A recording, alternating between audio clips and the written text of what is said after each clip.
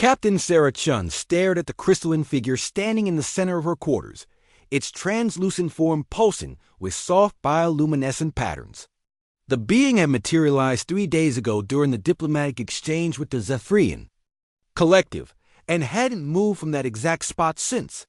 "I was a gift, human," the entity spoke again, its voice like wind chimes in a gentle breeze. "Why haven't you touched me yet?" Sarah rubbed her temples, feeling the weight of exhaustion. This was the 5th time today the being had asked the same question. Through the ship's translator, she'd learned that the creature called itself Lirale and claimed to be a bonding gift from the Zephyrian High Council. "Because I don't understand what you are," Sarah replied honestly, settling into her desk chair. "Your people gave me no explanation, no manual, no warning.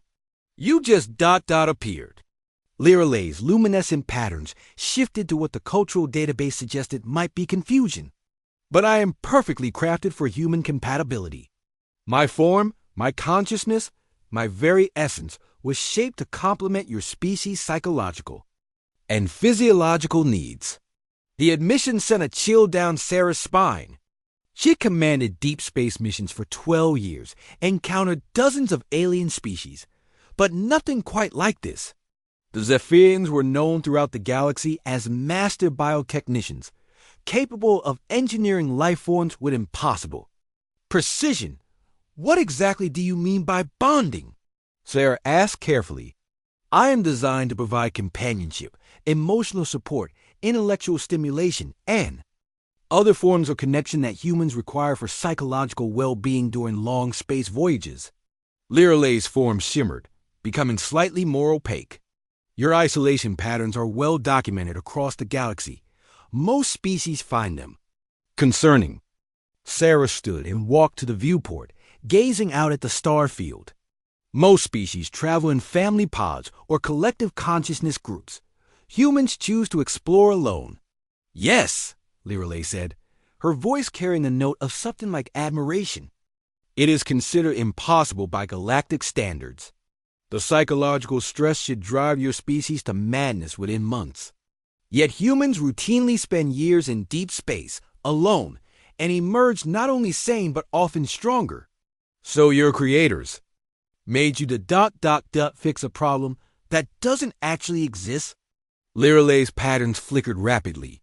"Initially, yes. The Zephyrian Council believed humans required external support systems, but after studying your species more closely," she paused, her form becoming more solid, "they realized something extraordinary." Sarah turned back to face the being. "Which was? Humans don't avoid connection because they don't need it. You simply require a different kind of connection than any other species in the galaxy. You form bonds based on choice, respect, and earned trust rather than biological imperative or social programming." The crystalline being moved for the first time in 3 days, gliding closer to Sarah's desk. "I was created to be irresistible to human psychology, designed to trigger every bonding response your species possesses.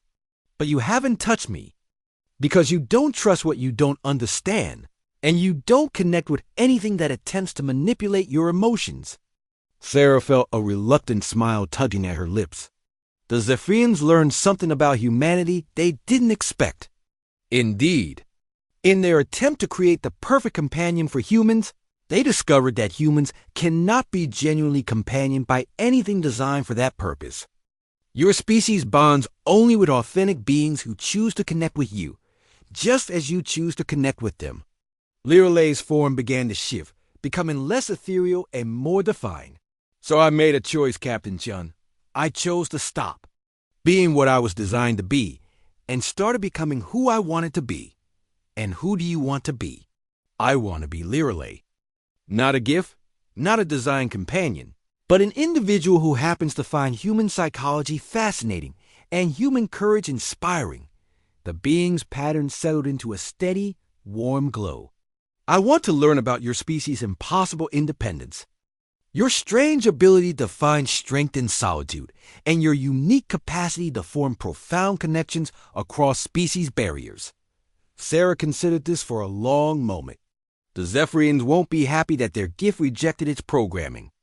On the contrary, Lirelei said, and her voice carried what might have been laughter. They're absolutely delighted. This outcome confirmed their new hypothesis about humanity, which is that humans are the only species in the galaxy capable of turning individuals from other species into genuine friends rather than mere allies or servants. Every other species either dominates or submits to those they encounter. Humans are the only ones who consistently seek to understand and respect others as equals. Sarah extended her hand toward Lirelei. Would you like to be friends then? Real friends, not program companions?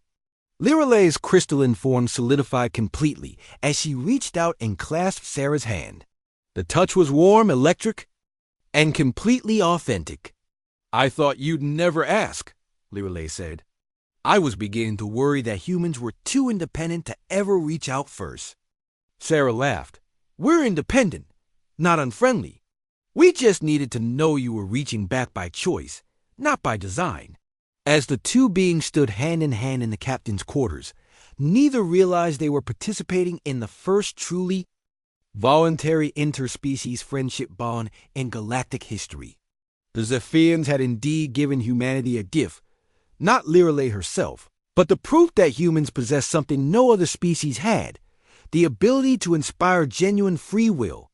In others, outside the viewport, the stars continued their ancient dance, witness to yet another impossible human achievement.